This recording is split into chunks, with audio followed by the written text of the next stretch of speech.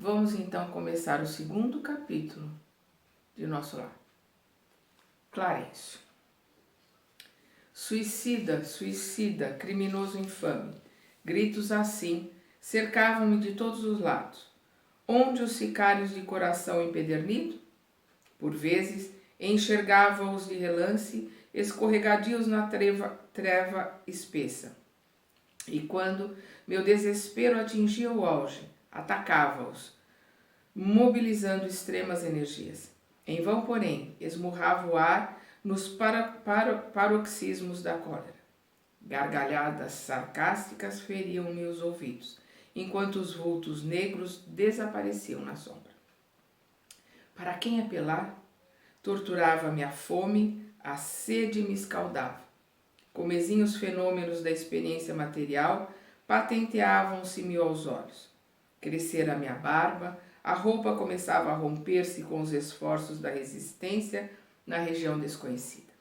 A circunstância mais dolorosa, no entanto, não era o terrível abandono a que me sentia votado, mas o assédio incessante de forças perversas que me assomavam nos caminhos ermos e obscuros.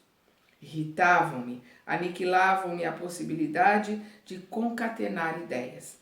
Desejava ponderar maduramente a situação, esquadrinhar razões e estabelecer novas diretrizes ao pensamento. Mas aquelas vozes, aqueles lamentos, misturados de acusações nominais, desnorteavam-me irremediavelmente. Que busca, infeliz? Aonde vais, suicida? Tais objurgatórias, incessantemente repetidas, perturbavam-me o coração. Infeliz, sim, mas suicida? Nunca. Essas increpações, a meu ver, não eram procedentes. Eu havia deixado o corpo físico a contragosto. Recordava meu porfiado duelo com a morte. Ainda julgava ouvir os últimos pareceres médicos enunciados na casa de saúde. Lembrava a assistência desvelada que tivera, os curativos dolorosos que experimentara nos dias longos que se seguiram, a delicada operação dos intestinos. Sentia no curso dessas reminiscências o contato do termômetro, o pique desagradável da agulha de injeções e, por fim, a última cena que precedera o grande sono, minha esposa ainda jovem e os 3 filhos, contemplando-me no terror da eterna separação. Depois, o despertar na paisagem úmida e escura e a grande caminhada que parecia sem fim. Por que a pecha de suicídio, quando fora compelido a abandonar a casa, a família e o doce convívio dos meus?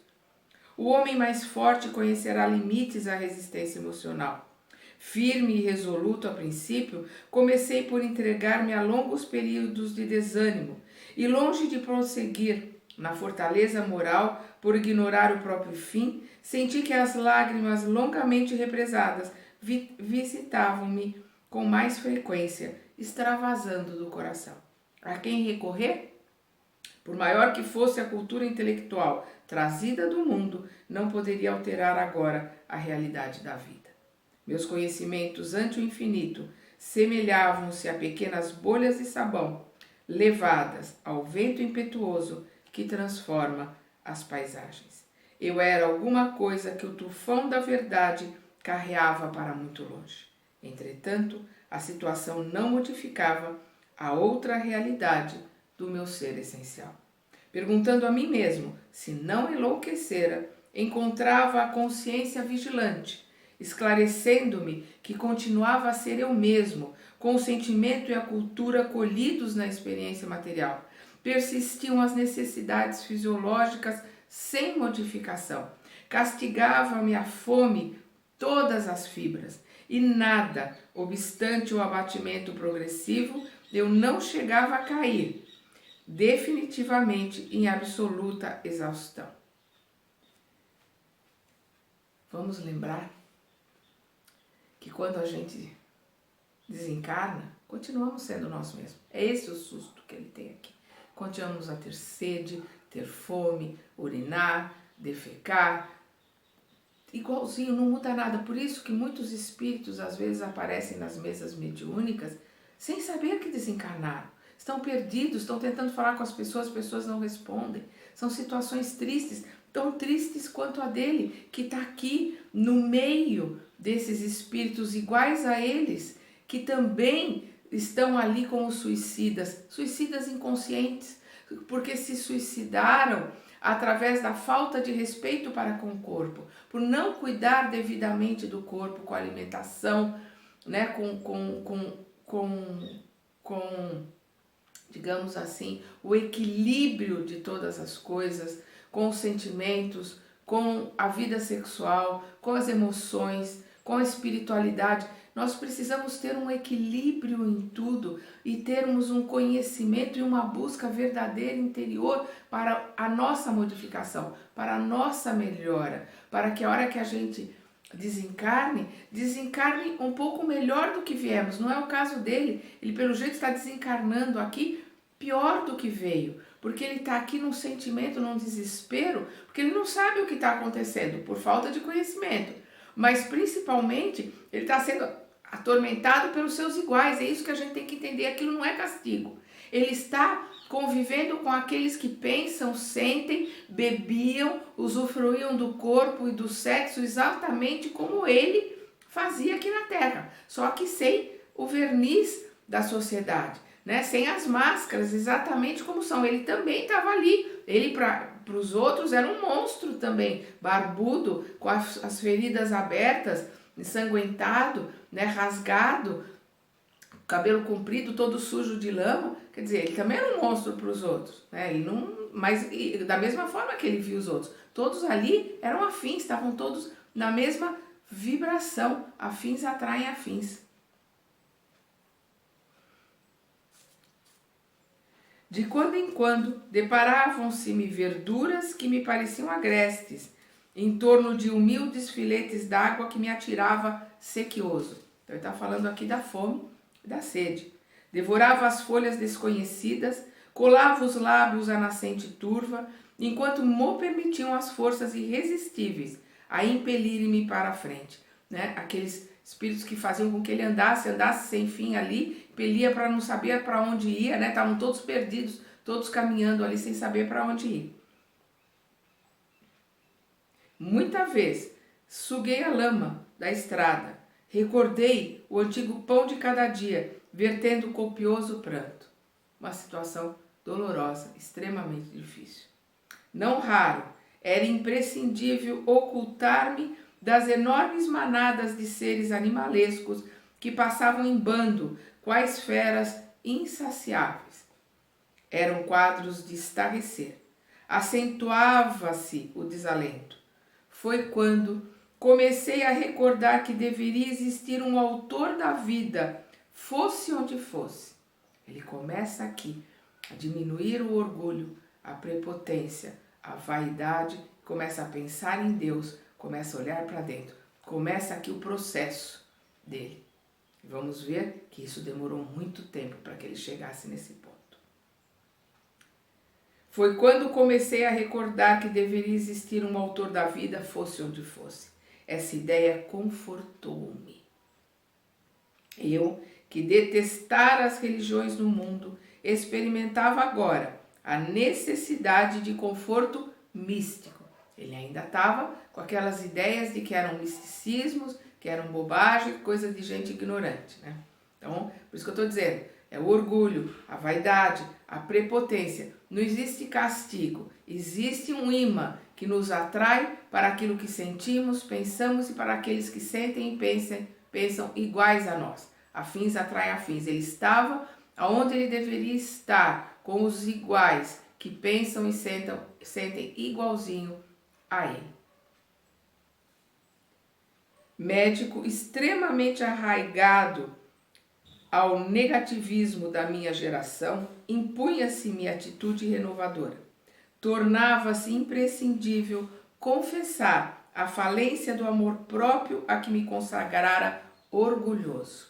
Então ali ele está baixando aquela prepotência, aquele orgulho, né? Aquela vaidade, mas mesmo assim ele está aqui, colocando como perda, colocando como falência do amor próprio a que me consagrara orgulhoso. Né? O orgulho tem o orgulho de ser orgulhoso.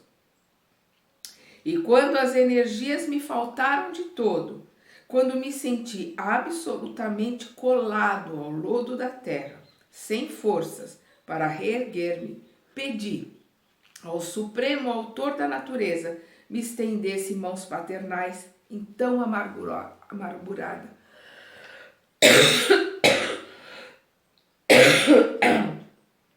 Desculpa. Desculpa. Tô melhorando a gripe, vamos lá. Pedi ao Supremo Autor da natureza me estendesse mãos paternais, então amargurosa emergência. Então ali colado no chão. Desculpa. Completamente, digamos assim, vencido no seu orgulho e na sua vaidade. Colado no chão. Ele pede ajuda a Deus como último refúgio, né? Como o último lugar a que ele poderia recorrer. Quanto do tempo durou a rogativa? Quantas horas consagrei a súplica de mãos postas imitando a criança aflita? Apenas sei que a chuva das lágrimas me lavou o rosto, que todos os meus sentidos se concentraram na prece dolorosa. Estaria então completamente esquecido? Não era igualmente filho de Deus, embora não cogitasse de conhecer-lhe a atividade sublime quando engolfado nas vaidades da experiência humana? Então nós vemos ele aqui de coração, de sentimento, porque é óbvio que ele, a mãe, na família, todos os lugares saberia rezar uma Ave Maria, um Pai Nosso, mas não adianta se não for sentido. Aqui é isto que faz a diferença. Não só a súplica, mas as lágrimas que estavam lavando, né, aquelas escamas de cegueira que ele carregou durante a encarnação, em relação ao mundo espiritual, em relação a Deus, em relação a existir um ser supremo, ou a existir forças maiores e melhores a nos auxiliar. E como nós sabemos, ninguém, nunca, jamais, em tempo algum, está sozinho, está sempre assessorado. Nós é que não subimos para recebermos essa ajuda, porque os nossos anjos da guarda, como diz a Igreja Católica, os nossos, né, que na realidade não são anjos, são os nossos mentores, são espíritos que nos amam, que querem nos ajudar, estão sempre perto de nós. Né? Não são anjos, já pensou? Deus não castigaria um anjo, um espírito elevado, falo aqui no meu caso, para ficar perto de mim. Seria um castigo muito grande para um espírito elevado. O que está perto de mim, o que é o meu mentor, que está mais próximo, é um espírito que me ama, que está ali na mesma faixa, na mesma sintonia que eu, me dando ajuda, me dando apoio. Esse é o nosso mentor. Ele está mais próximo de nós e acompanha a nossa encarnação por amor, porque nos ama. E está mais ou menos na mesma afinidade que nós. Tanto é que a hora que a gente desencarnar, normalmente a gente vai se acertar, esse espírito encarna e a gente vai ser o mentor dele. A gente vai assim, um ajudando o outro, né? Um que dá a mão e puxa, aí o outro sobe um pouquinho, dá a mão, puxa o outro. Nós vamos subindo os degraus em grupo. A gente não sobe sozinho, é em grupo. Nós subimos um dando a mão ao outro sempre. Então ele continua aqui. Porque não me perdoaria o Eterno Pai quando providenciava ninho às aves inconscientes e protegia bondoso a flor terra dos campos agrestes? O que ele lembrou aqui? Quando Jesus colocou, olhai os lírios do campo, eles não tecem nem fiam, e nem Salomão, né, na sua glória, se vestiu como eles. Então ele está vendo aqui não faltava alimento para os pássaros, não faltava ninho às aves, Deus protegia as flores. Será que ele não seria protegido? Será que ele não merecia o amor? Isso era o arrependimento, isso era aquela angústia, aquele orgulho que ele estava ali jogando por terra num ato sublime de pedido de amor, de pedido de socorro, de pedido de ajuda verdadeiro, não da boca para fora, sem máscara. Ah, É preciso haver sofrido muito para entender todas as misteriosas belezas da oração. É necessário haver conhecido o remorso, a humilhação, a extrema desventura para tomar com eficácia o sublime elixir da esperança. Então ali ele começou a colher as bênçãos da oração, que é a esperança, que é a luz que vem de dentro para fora, que é a luz que nós acendemos com a nossa oração. Nós acendemos dentro de nós uma velinha, mas nós é que acendemos com a oração e ela passa a nos iluminar de dentro para fora para que a gente vá buscar a luz também que existe fora de nós, mas primeiro a gente precisa acender essa luz dentro de nós. Somos nós é que subimos para buscar a ajuda do nosso mentor. Não é ele que desce, porque mesmo quando ele desce, nós vamos ver mais para frente que o Clarencio o tempo todo estava ali tentando ajudá-lo. Ele corria, ele fugia. Quando aqueles que nos querem ajudar e nós não queremos, nós pura e simplesmente não damos acesso a eles. Nós precisamos acender essa luz para nos iluminarmos um pouquinho que seja, para termos um pouquinho de energia, para acendermos e podermos ver com os olhos verdadeiros aqueles que estão querendo nos ajudar. Mas depende de nós, não depende deles. Depende de nós, do nosso livre-arbítrio, do nosso esforço de nós crescermos, de nós melhorarmos, de nós nos ajudarmos. Então é o que ele está sentindo aqui com a oração. É preciso haver sofrido muito para entender todas as misteriosas belezas da oração. É necessário haver conhecido o remorso, a humilhação, a extrema desventura para tomar com eficácia o sublime elixir de esperança. Foi nesse instante que as neblinas espessas se dissiparam e alguém surgiu, emissário dos céus.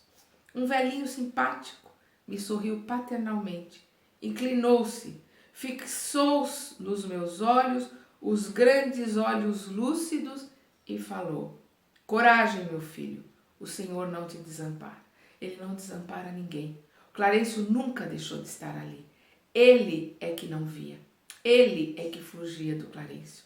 E na hora que ele modificou-se, ele acendeu essa pequena chama da oração verdadeira, ele pôde enxergar o Clarencio, para que o Clarencio pudesse ajudá-lo. Amargurado pranto banhava minha alma toda. Emocionado, quis traduzir meu júbilo, comentar a consolação que me chegava, mas reunindo todas as forças que me restavam, pude apenas inquirir: quem sois, generoso emissário de Deus? O inesperado benfeitor sorriu bondoso e respondeu: chama-me Clarencio, sou apenas teu irmão. E percebendo meu esgotamento, acrescentou: agora permanece calmo e silencioso. É preciso descansar para reaver as energias. Então, o plano espiritual, a nossa família espiritual, aqueles que nos amam, esperam só uma centelhinha, um arrependimento, uma luzinha, por menor que seja, que brote de dentro de nós para nos arrebatar, nos ajudar, para nos emanar energias, para que a gente possa receber essa ajuda. Nós precisamos do mínimo esforço de nós mesmos. Uma oração sentida, verdadeira. Como dizia o Chico Xavier, né? A oração é o nosso caminho, nosso encontrar com Deus. E a oração de uma mãe arrebenta as portas do céu. Em seguida, chamou 2 companheiros que guardavam atitude de servos desvelados e ordenou: prestemos ao nosso amigo os socorros de emergência. Alvo lençol foi estendido ali mesmo, à guisa de maca improvisada, apresentando-se ambos os cooperadores a me transportarem generosamente. Quando me alçavam cuidadosos, Clarencio meditou um instante e esclareceu, como quem recorda inadiável obrigação. Vamos sem demora. Preciso atingir nosso lar com a presteza possível. Então o Clarencio ali colocou, vamos logo, né? Vamos rapidamente ali voltar para o nosso lar, como quem diz, vamos aproveitar essa centelha ali de energia, de arrependimento, né? De vontade de se modificar antes que isso mude, né? Porque qualquer coisa ali, qualquer volta, qualquer, digamos assim, centelha ali de orgulho, de vaidade, de prepotência do André podia fazer com que ele voltasse no mesmo instante a ficar entre os seus iguais, entre os que lhe são afins. Então eles tinham que aproveitar aquela centelha de luz, eles tinham que aproveitar aquele momento para levá-lo ao nosso lar, para que ele fosse atendido, para que ele fosse tratado ali. Então vamos relembrar e vamos entender que esse sofrimento, esse padecimento dele ali foi causado por ele mesmo, pela sua irreflexão, né, pela sua invigilância, pela sua insensatez durante a vida. E que como nós, quando desencarnamos, não mudamos nada, nós pura e simplesmente mudamos a parte da cebola, né? Nós estamos aqui como numa grande cebola com várias camadas, nós só mudamos a camada.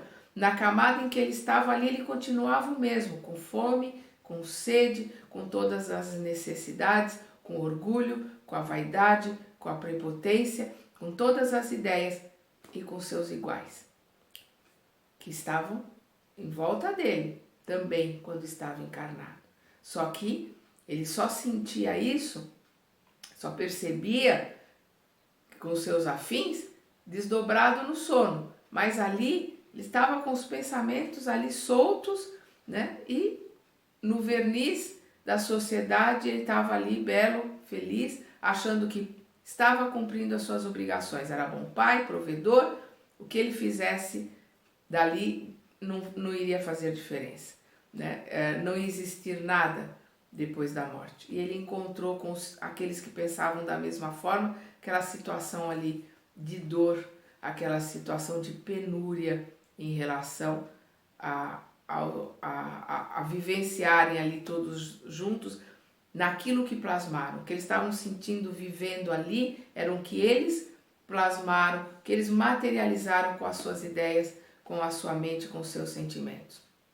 E com os afins que foram chamando cada um deles, vai formando a rede. Cada um chama 4, 5, 6, que cada 4, 5, 6 chama mais 4, 5, 6. Então vocês imaginam a rede imensa que nós plasmamos, e é com essa rede que nós vamos nos encontrar na hora que nós desencarnarmos. Se for uma rede de estudo, uma rede de vontade de melhorar, uma rede de querer crescer, de querer se aprimorar, o nosso desencarne é muito mais fácil do que uma rede de orgias, bebida, né? E vigilâncias de todos os tipos.